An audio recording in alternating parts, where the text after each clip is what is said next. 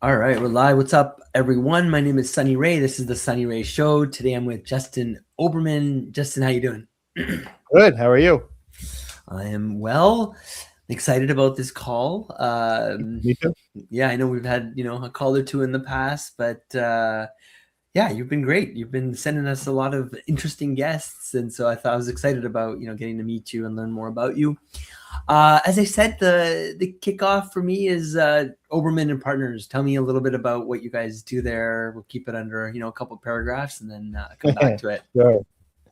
Oberman and Partners has been through quite a journey. It started as an ad agency, and now it is essentially become a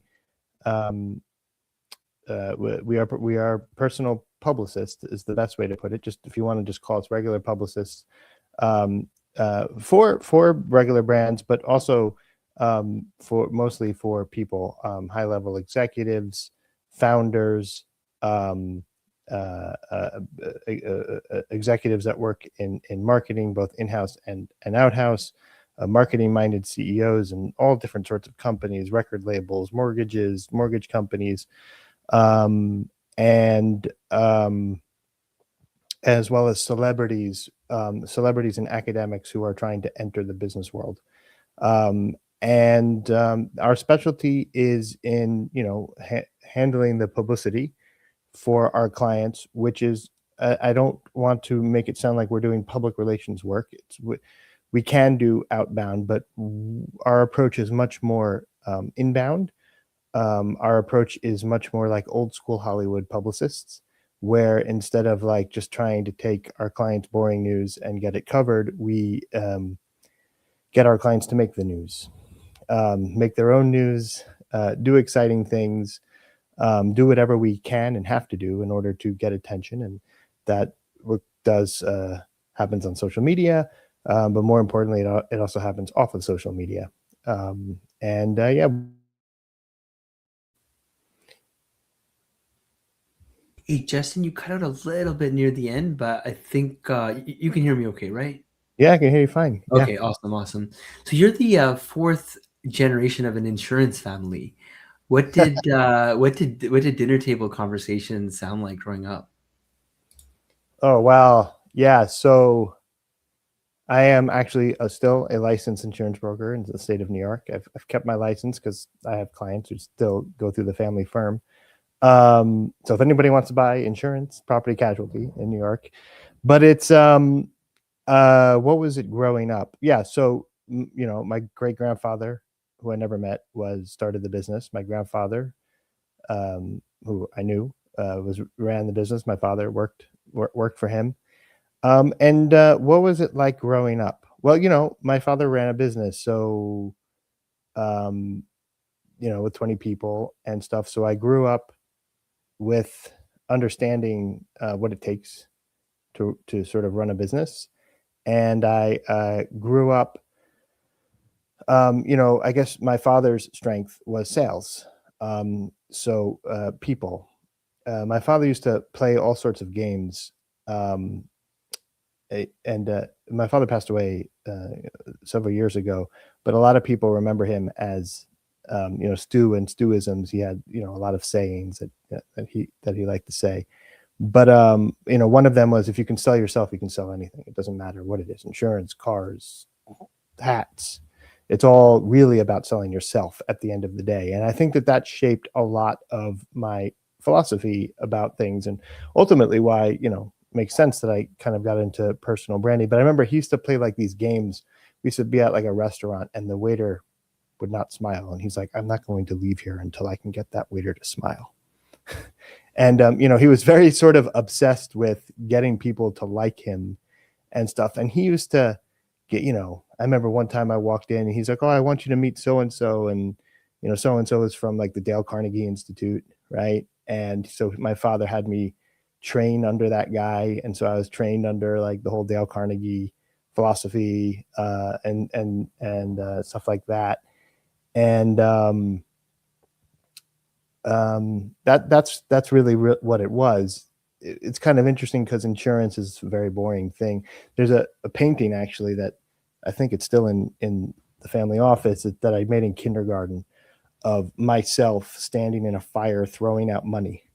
And that was my concept of what an insurance broker does. Oh, someone has a fire, and then you give them money, right? But it's it's a boring industry. It's one of those things that no one wants to buy, and so it's one of the hardest jobs as a salesperson to sell people insurance and to make sure that they even buy the right insurance and they're spending around the right amount of money. And so I grew up with that environment and that sort of psychology of like how to do that. And the number one lesson was, if you can sell yourself, you can sell anything. And the number one line my father used to tell people when they would try to skimp out on certain parts of the policy to save money is he would just remind them that, hey, sometimes $1 is $1 and sometimes $1 is $50 million in the insurance world. So yeah, you're going to save $20 a month on this, but then if something happens, it's going to cost you like $100 million, and he said like that's not going to convince them of anything. He would say it, but that wouldn't convince them of anything. And then he would show like what would, and it's usually very counterintuitive stuff. Super interesting. So your grandfather survived Dachau, right, and started over cleaning up after circus elephants in America. Is that correct? How does that story sit with you So now? this is my other grandfather. This is my Right. mother's father. Okay. Yeah, that's a powerful story. So both of my mom's parents are Holocaust survivors. My grandmother was on the Kindertransport. I'm named after her father, who died in Dachau early on, and her mother died in Auschwitz. But she was one out of. So America had the Kindertransport. Most of them went to England, but America had were allowing 1,000 Jewish children to come in to the country. They only ended up accepting like 8 for whatever reason. My grandmother was one of them, and she was one of the oldest of the group, and so she helped lead the group, travel through Europe to Portugal, down the boat, etc. My grandfather was sent to the concentration camps. He was what you call a Mittler Juden. He was half Jewish. His father wasn't Jewish. So he survived for a long time in Germany. Most German Jews did. A lot of people don't know that, but was eventually sent to Dachau. And if liberation had not happened, he would have died. He had tuberculosis. My great-grandfather found him on the ground because my great-grandfather went on the train with him, even though he was not Jewish. Said, "I'm not leaving my son," and went with him. And he walked back from Dachau to Frankfurt with like 103-degree fever. They sent him to America first to raise money for the rest of the family to come over. And he had an uncle that had a circus. And so he joined the circus, and his first job was cleaning up after the elephant and camel and whatever poop. And one day, the guy who caught the people on the trapeze got drunk and couldn't go up there. And so his uncle pointed at him and said, "You go up there." He's like, "What do I have to do?" He's like, "You just catch them. They'll show you how." So my grandfather went up there and spent the next 5 years as a trapeze catcher. And it's a story I like to tell. I once got in a lot of trouble for it. It is a story that I like to tell when people of other races today, right, are having had a hard time. So I had an employee during when I was working at another agency during the George Floyd riots, and I had a person under me who was African American, Black, right, and I said, "Okay, well, we have these assignments." He's like, "How can you expect me to work when all of this stuff is going on?" Right? And I told him the story, kind of as inspiration. He ended up going to HR, but it was, the goal was like, the main point of the story is like my grandfather could have easily been like, what I've been through. Like every day he's reading in the papers, his friends dying, everyone he knew dying. he could have just been like, I'm not going up there. They didn't even have nets back then. You know what I mean? Like, I'm not going up there and learning how to catch people on the trap. What are you, nuts? Like, he could have totally done that, but he didn't. He went up there and became a trapeze catcher, and then ultimately ended up starting his own electricity business. He survived the camps because he was very handy. So like, it's not like a proud thing, but he fixed the light bulbs for Nazis and fixed the electricity and stuff like that. And you did what you had to do to survive. And he ended up starting his own electricity company and was one of the firms that helped put electricity into the Statue of Liberty. And because he wasn't afraid of heights, he was, up there on the torch, putting the wires in and stuff like that. And when I knew him, he when I was born, he renamed his company like Justin Inc. or something, Justin Maintenance. And he ran that for a while until the day he died, So it's a pretty inspiring story.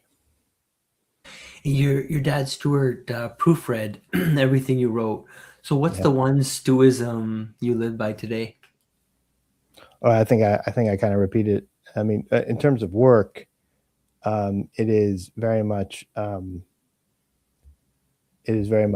if you can sell yourself, you can sell anything. Yeah. Hey, by the way, I used to be a life insurance guy too. I got all my licenses, and so yeah, I know how hard it is to sell, and a lot of that really resonates. That's even harder. That's even, I mean, the property casualty, like, people kind of understand that, but like your life, telling people that they're going to die, that's tough. That's a tough job. So walk me back to the moment you knew you couldn't stay in the family business. I think it was I was there, and my father passed away, and my brother was just really into it, and my brother is just much more like a straight and narrow guy, amazing pianist, piano, creativity. Like, he's very good at siloing those things. And he was just much more into it, and he had kind of been there for longer than I had and stuff. And when my father was there, he put me in charge of marketing, because they really had not done a lot of marketing. And I kind of started diving into it, and you just kind of enter that flow state, like you focus on what gives you energy, and that's where, like, a lot of my energy, like, I was like, oh, I get it, I get this, all of these ideas. And my brother wasn't gonna ever really kind of harp on them or this or that or whatever. And so one day I just said, hey, I think I want to take a shot at entering advertising. I had grown up around my father's best friend growing up ran a recording studio where a lot of advertising was made. It was my first job, actually, was at this recording studio in Manhattan, the Howard Schwartz recording studio. And my next door neighbor growing up with this guy named Alan Barkis, who was a creative director at Saatchi & Saatchi and made the Fruit of the Loom guys and stuff like that. And so I was surrounded by it. And I wish I just knew this earlier about myself. And I just kind of quit and went to night school. Originally, believe it or not, I thought I'd just be a designer, graphic design, because I kind of like to make art and illustrations and stuff like that. But I learned very quickly that there's a difference between just being creative with a pen and paper and being those guys. They're very meticulous, very, save every version, this, that, or whatever. And the teachers and stuff I was working with just said, no, you're much more of an ideas guy. You're much more, the writing, the stuff you come up with, you should just be a copywriter. So I'm like, okay, I'll just be a copywriter. So, well, what was the first piece of copy you ever wrote that made you think, yeah, this is the thing? I think that is the first time I've ever been asked that question. I'm not kidding. That is a weird, wow. I mean, the first thing I ever wrote, it was like for the class. And so this was like right when Facebook digital ads were still coming out. So we were still learning the old fashioned way, right? We're still thinking like print ads, TV commercials, like it was still that. And the way that we would do it is they would give an assignment and we'd have to work on it in a week. And then we'd take a blank piece of white paper, draw a black border around it, and then like just draw to the best of our ability the idea. And then we'd come in and stick them on the wall. And then he would kind of walk through and act like a creative director, like rip stuff off, say, this is garbage, this is garbage. And week after week, with the exception of one time, the first time, we had to make an ad for a blender. And I had the blender, and I had underneath it the headline, like it was a fancy blender, right? For fancy whatever. And I wrote VRRRRROILA, right? And he just like ripped that. He's like, whose is this? I'm like, that's mine. He like literally ripped it off. I think he set it on fire or pissed on it or something like that. And then just sort of explained like, it's not that this ad wouldn't run. This ad probably would run, but this class is about making better ads. And so I got it. And then I just studied ferociously everything. You can see the bookshelf behind me. I studied because I was catching up. I was 30. So I wasn't like entering the ad world at like a young age, not knowing anything. So I was like studying Ogilvy and Burnback and just what great advertising was. And so I just started making the ads like that. And I never had any of my ads torn down after that. I can't remember any. There was one ad, we had to make an ad. Like, this is the first one. Whenever people say like, what's the first? There was an ad we had to make for, at the time it was a kind of a new thing, daylight bulbs. And so my concept was, bulbs that mimic the daylight. So my concept was to have a projection of the Batman symbol go up into the night sky, but where it hit, the sky was blue. And like, there was no copy to that. That was just the idea. And that got praised. I think the one really great story to this was for one of the classes, one of the guys. So eventually I entered this program called Ad House, where you actually worked with actual creative directors in the agencies. And one of the guys teaching was this guy named Al Kelly, great guy. I think, I don't know where he's at now, but he was at Meta for a while. I don't know. And what his favorite thing to do was like take everyday objects, paper clips, this, that, and have you make ads for them. So one of them was to do the yellow pencil. And so I had just read about like how obsessed people would get with pencils and stuff like that. And so I went to Staples and watched people buy pencils. And then afterwards, I would even talk to them. I'm like, so what I noticed is a lot of people would go to the Dixon Ticonderoga pencils and they would look at it, and then they would just reach down to the cheap bin, right, and take the cheap pencils out of there. And I'd ask them why, and they'd be like, because it's just a pencil. And what I realized from that was, oh, you see, you don't really care about something like a pencil. It used to be pencils were like, there used to be like pencil wars and like we forget that the pen is older than the pencil, right? Pencil was actually a very innovative technology.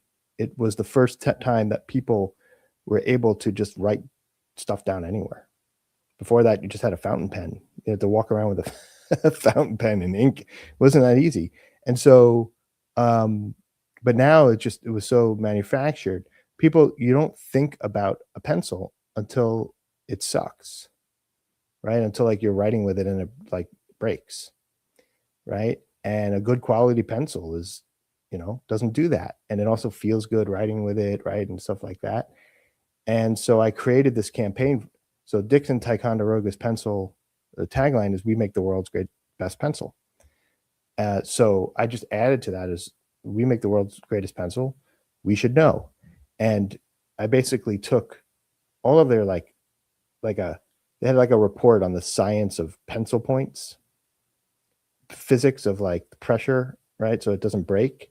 And just made that like a poster, right? And then like I said, we make the world's greatest pencils. We should know. And it was just like flooding the world with more information about pencils than you could ever imagine, with the Dixon Ticonderoga logo at the bottom. And the Al Kelly submitted that to like a student thing, and it won an award, and it won. And then pencil bloggers caught on, and they started reposting it. And then Charles Berolzheimer, who runs Cal Cedar, contacted me. The Berolzheimer family, pencil families are family, like the Eberhard Faber family. The Berolzheimer family is the only one that's like still around and own. And at the time, Cal Cedar provided 70% of the wood to the world pencil industry. And they had a website, pencils.com. I think they still do. And so he wanted to buy those ads and use them. And I said, well, you know, they're student ads. I don't have permission from Dixon. He's like, don't worry, I'll get it. I'll get those. So I'm like, sure. And then he goes, oh, and by the way, I'm relaunching a very famous pencil called the Blackwing. Would you like to help me like create like an email campaign and a banner campaign? And I knew all about the Blackwing because in my study to make this campaign and find the material, I read this book called The History of Pencils, and the Blackwing is a sort of legendary pencil. You know, if you want to buy an original Eberhard Faber Blackwing pencil, it costs about $50, right? I'm talking about these guys here. And I said, sure. Long story short, what ended up happening was I teamed up with Al Kelly. Where we rented out the Art Directors Club in Manhattan and put on a party for the pencil to relaunch the Blackwing pencil. It was like 1 week long. It got covered by the New York Times and the New Yorker and this and that. And that's when I realized like, oh, I could do this. And not only that, but I don't have to work for an ad agency per se. Now, I did go and work for ad agency. I've been in and out, freelance, but that was the first time I realized not only that, but I could even just do my own thing. If I was better at probably a business, I probably would have just taken it off from there. But so that answers your question. Like which campaign? I guess it would be the pencil ones. I'll send them to you. I'll send you the I don't know. Try to find the old Dixon ads. They're somewhere. So David Ogilvy said every copywriter should start in direct mail. Was it right? So how did that one idea shape your career? Yeah. So I was working in ad agencies, and you know, like I said, I caught the very tail end of the Mad Men era. So when I entered, there was no digital. It wasn't. I mean, people were doing stuff on the web, but it was like all experimental and actually really cool creative thing, like Subservient Chicken. I don't know if people remember that one. It was like the chicken that you could make do things by Crispin Porter, Bogusky, stuff like that. They were doing like really cool things, experimental things. Banner ads were like, that was, you know. And then as soon as Facebook launched their digital thing and then Google Ads came out, I realized very quickly, and I saw what was happening very quickly, that was eating up a lot of the marketing and advertising dollars. And I realized very quickly that, oh, that's all direct response. And so a lot of people in my world poo-pooed direct response, right? Direct response, the time was direct mail, right? Junk mail, essentially. Now, I also know from being just an avid study of the history, right, that the direct mail people are also phenomenal people. Bill Jamie, Gary Halpert, like these are not dumb people. And then Eugene Schwartz, who was kind of like a balance in between the two. He was more a direct mail person, but he didn't hate the brand people either. He actually even said that it's part of the cycle. But I realized that I was going to very quickly, like that's where it was going. And then I remembered reading the Ogilvy quote about how he felt that every person should go into every copywriter should start in direct response. And at the time, I remember I read that. I didn't think anything. Well, I'm doing this, whatever, right? I said, well, maybe this is a good opportunity. So I actually asked to be transferred. The agency I was at had a direct mail department, and I asked to be transferred to the direct mail. They thought I was nuts. And the guy also who thought I was nuts, he's like, okay, well, and literally for the first week, what he had me do, he gave me 10 of the best direct mail letters that were ever written. And he said, you're going to come in here every day and copy all of these every day for a week. That's it. And then go home.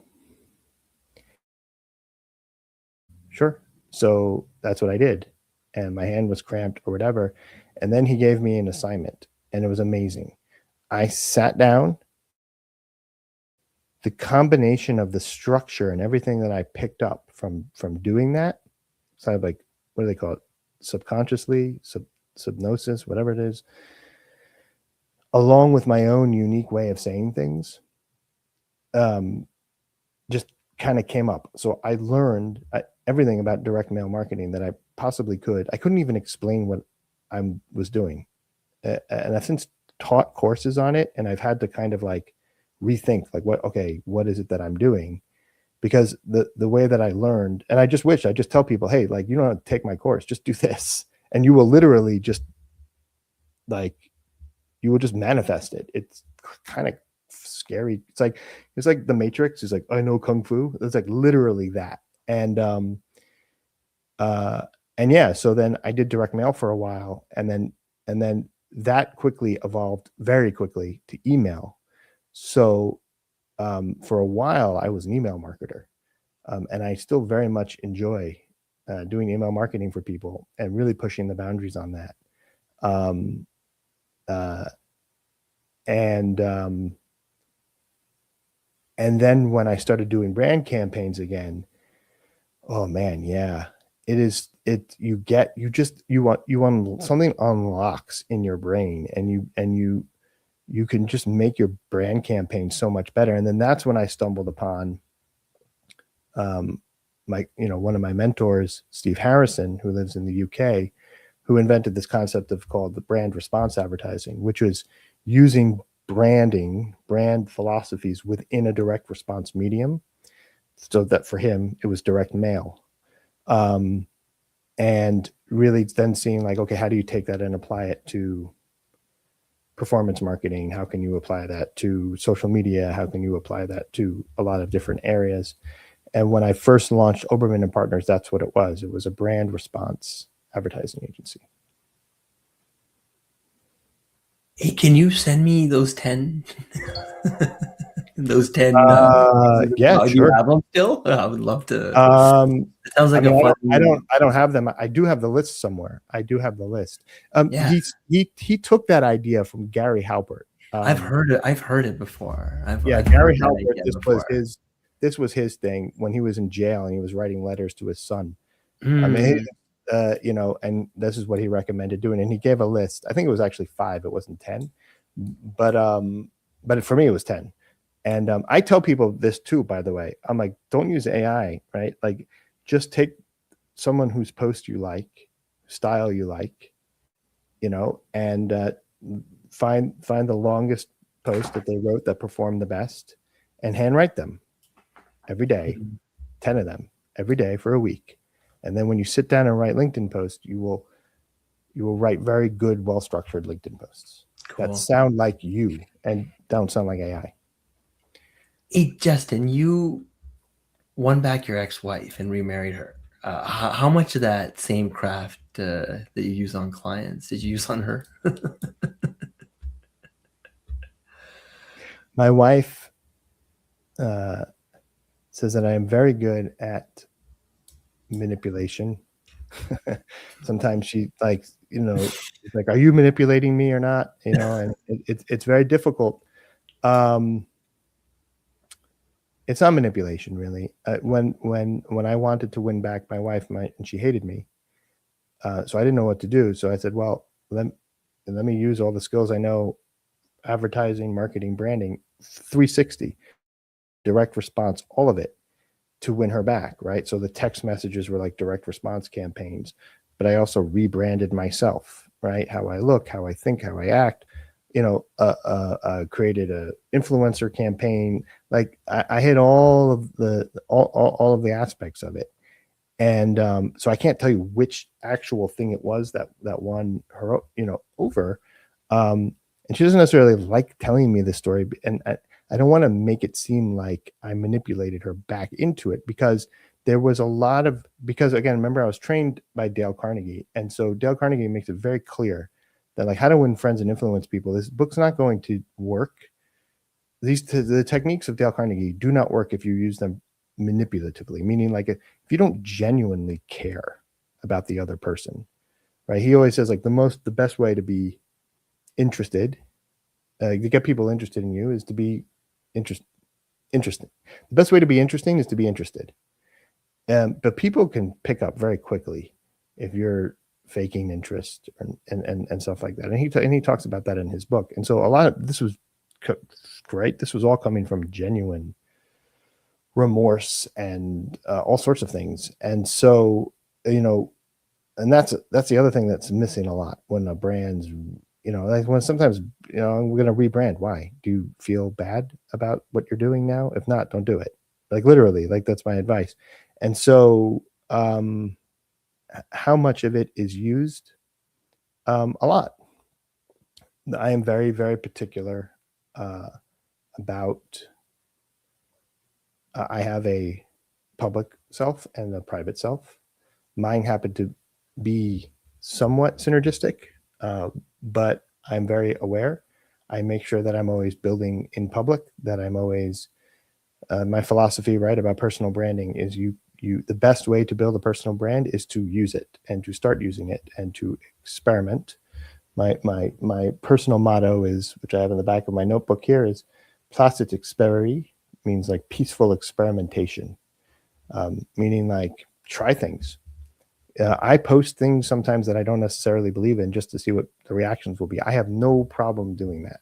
I have no problem like saying things just to see what people's reactions are. I experiment in public, and I build my brand gets built that way. But there's a lot of other things that I can and cannot use or can't or do, or, if you want to get, Machiavellian or Robert Greenish about it, there definitely are aspects, there are definitely aspects to that. Yeah. This guy right here is one of them. I always have this guy here. It's my fat David, right? You haven't asked about him yet, but usually everybody asks like, oh, what's that? What's that behind you? And then I get to say, that's Fat David. That's a statue of David, but his belly broke and they were going to throw him away. But I decided to keep it because I'm an iconoclast and it's like my iconic, but really the reason why I keep it is because everyone asks. It's a starting point, and you'll rarely see me in a video without him in the background or with my logo, or, and I'm the guy who wears his logo on his hat. Like, it's just, I'm very, very cautious and particular about those things. So when ChatGPT dropped, half the industry said, that copywriting is dead. What did you see that they missed? I have the fortunate experience in my life to, one, I have a master's degree in philosophy. So I'm able to think critically, but also one of the philosophers that I truly believe in and follow is Marshall McLuhan. And if you've never read his book, Understanding Media, it's literally a book about prophecy, except for the last chapter, which was about automation. And you're beginning to see all of it come true right now. And I happen to also be very good friends with his grandson, Andrew McLuhan. And I love the fact that I learned about ChatGPT from him. Andrew McLuhan called me and said, Justin, you got to see this thing. And so my first question was to him, what does this mean? And he, without flinching, said, it means that the mediocre people are in trouble, and the really talented people are in for the ride of their life. And so I never got nervous. I am still not nervous. And the proof of that is that at that point, I was transitioning my business from advertising to personal branding and ghostwriting. And I thought, oh, when I saw this, like, oh, am I cooked? Andrew goes, no, you're not cooked. And the proof of that is my business boomed after that. Because I'm not ashamed to say that I'm a very good writer, very good writing in terms of writing and thinking and expressing and doing that. And nobody is going to be able to use AI to write like me, except for other really great writers. And part of the McLuhan philosophy is that any technology or medium is an extension of yourself. So clothes are an extension of your skin, a computer, TV is an extension of your eyes, car is an extension of your legs. AI, depending on what it's for, is an extension of various other things. But the main point is that one thing it's also an extension of is your skill. So if I use AI for what I'm bad at, all I'm doing is extending and amplifying to the world what I'm bad at. And we see it all the time. I wrote a post on LinkedIn yesterday. Got a lot, people are sending me these huge docs, things that they didn't read. They sound like they think like, an expert and stuff like that. And I'm growing sick of it. And all it's doing is making me think worse of you. Like, all it's doing is actually amplifying the fact that you're not good at this. Oh, I thought you were good at this. And you're not good at this. Now I'm learning, right? And whereas like someone like me, I would go and read it, get the results, like use it, and cut it down. Like, my whole point is I'm going to send you one page, right? And I'm not going to use AI to trunk it down to one page. And I'm not, right? Like, and I am going to use AI so what I always tell people is only use AI for what you're good at. And just like the old days, hire other people to do what you're bad at. And hopefully they're using AI to be better at what they're good at. And like, that's like this perfect utopia world. Everyone only uses AI for what they're good at, and adds a lot of benefit of the world. Like, could I use AI to organize my schedule, to organize this? Yes, I could. But you know what I suck at? I suck at organizing. So I have an assistant, right, who has a master's degree in project management. And I told him, I'm like, use AI to get my shit together. I'm not going to fire you. It's not going to replace you. I need and doing it and doing your job better, right? Like, I don't want to be doing it. I don't want to be sitting there working on AI to manage me and stuff like that. I want to use AI in order to write better and help my clients better and stuff like that. So that was my reaction. And it's the belief that I still have today. Yeah, it's crazy. Like, hey, by the way, you connected me to Andrew, and I was quite delighted to meet him. He's coming on my show as well. Yeah, you're in for. He's just like his grandfather, and just let him probe you. I know that sounds sexual, but it's not. Like, Marshall McLuhan was famous. He got hired by IBM. $50,000 in the 6 years is a lot of money. And he walks in, and the first thing he tells them is that they do not understand a single thing about what computers are. That's the McLuhan way of approaching things. And so you're in for a real treat with that.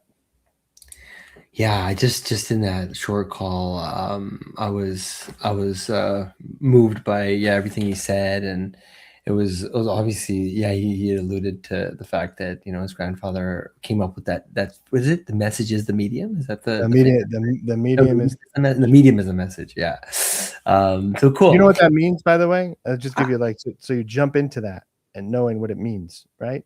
Very clear definition. Break it down. I mean, I can kind of get there. but Marshall McLuhan had an ad guy that translated things for him, and sometimes Marshall would hear him and be like, "Wow, gee, Howard, that's exactly what I meant to say when I didn't say it." And which is again like a very McLuhan thing to say. The medium of the message, right, means that. So you have a television. The television is the medium. The newscast or the show that's on it is the message, right? So you would think that the message is the most important thing, right? You would think that what people say is the most important. You would think that the people listening to me right now, it's like, wow, he was really smart. And they might even say that. They might say, oh, I hated what he said. I loved what he said. And it's all about what I said. The truth of the matter is, it doesn't matter what the hell I'm saying. The true message is always the medium. So from a personal brand point of view, it's like, I have a friend who's a coach for men. And he once asked, why do you think my content is that performs so well? And I says, because you're extremely good looking, you're charismatic, you always do your in a t-shirt, you got your muscles showing, you're talking about how men should be better. The women want their men to be like you, and the men want to be like you. And he got really offended by that. And he's like, I think it's because of what I'm talking about. And what I'm like, what you're talking about is no different than anybody else is talking about. And I'm like, but by the way, I'm not saying that that's a bad thing. It's not a bad thing, right? So we tend to ignore the medium as the main thing that is getting people's attention and that is making people like and listen to us, right? When it comes to like actual medium, so the best example, right? So when the telephone first came out, and say you and I were just talking on it, unless we were the president of the United States and you were the premier of Russia, what we said to each other had no consequence at all on the world, right? How was your day? This, that, whatever. Even this conversation, for the most part, has not much consequence on the world. So maybe a few people listening to it, right? But the very fact that for the first time in world history, I can speak to you instantly across long distances fundamentally changed the way you and I think about communication. And by fundamentally changing the way you and I think about communication, it fundamentally changed and shifts society in general. And like the example that McLuhan gives is that, for thousands of years, we were text-based words. You want to know what an elephant was? You learned the word elephant, right? And this created a society of experts and fragmented knowledge. But before the written word, you just had people telling stories orally, right? And that creates tribalism. That creates tribes, right? And if I want to experience an elephant, I experience it because I could smell it, hear it, whatever, right? It's like I know what an elephant is. So, and then for thousands of years, it was television. And then when it was television, written word. And when television came out, it shifted us back into the oral mode of communication. And then what happened to society, all of a sudden became very tribal again. You had the hippies and you had the this and you had like all these groups forming and blah, blah, blah. And now it's fluctuating so fast. I'm very curious, what Andrew McLuhan would have to say about that. Now it's like, we're in a messy situation from a McLuhan perspective, but that's what the medium is. The message is, put simply. Yeah, I'm really pumped about it.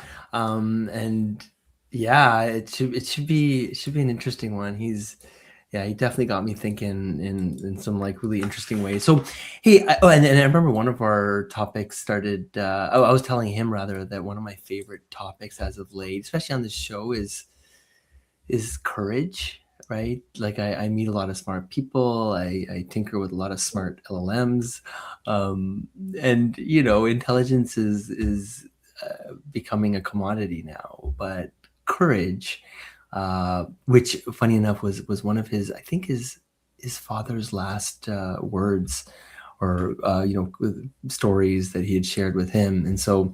It was just really touching, but I think courage is going to be a topic that we're going to double click on. So I'm pumped about it. Yeah. And I remember I finished the statement, something along the lines of how like AI knows nothing of courage. And he was like, you're right. He was like, you're right. There's something there. I mean, it doesn't. Not brave. It has nothing. It has nothing on the line. Exactly. So they're yeah. So agency, taste, but more so, I would say courage is probably one of those things that AI is definitely not. Well, from my master's thesis, which was on AI, my philosophy thesis was about artificial intelligence. The main issue for me is in which I used philosophers like Wittgenstein and Derrida to talk about things in language. There's a very these engineers that are building this have no idea what language is. They don't understand the philosophy of language, or the very fact that there are different philosophies of language.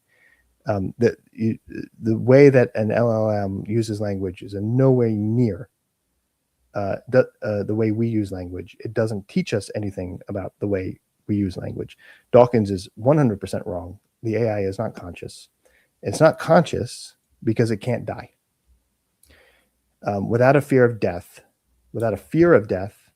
and without actually even being able to die, you can't have. I mean, this is my thesis. You can't have consciousness, and so it is what it is. It is a very, very powerful computer doing very, very fast arithmetic with language. But that's not what language is. Do you think? I mean, this is probably for another podcast, but and the crazy thing is, I haven't even gotten to.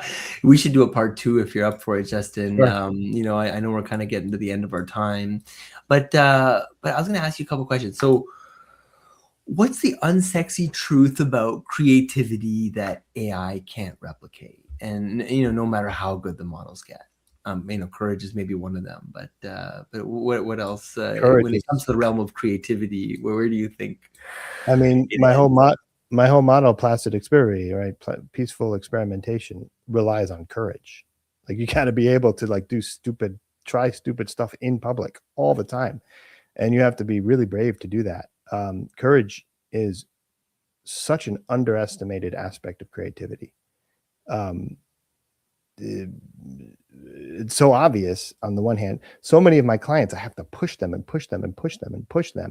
order to sometimes do something creative. And then once they do it, they're like, oh, sometimes they even think it was their idea to begin with, but that's fine by me. I don't care. But the point is courage is, I would say, a very, very unsexy thing.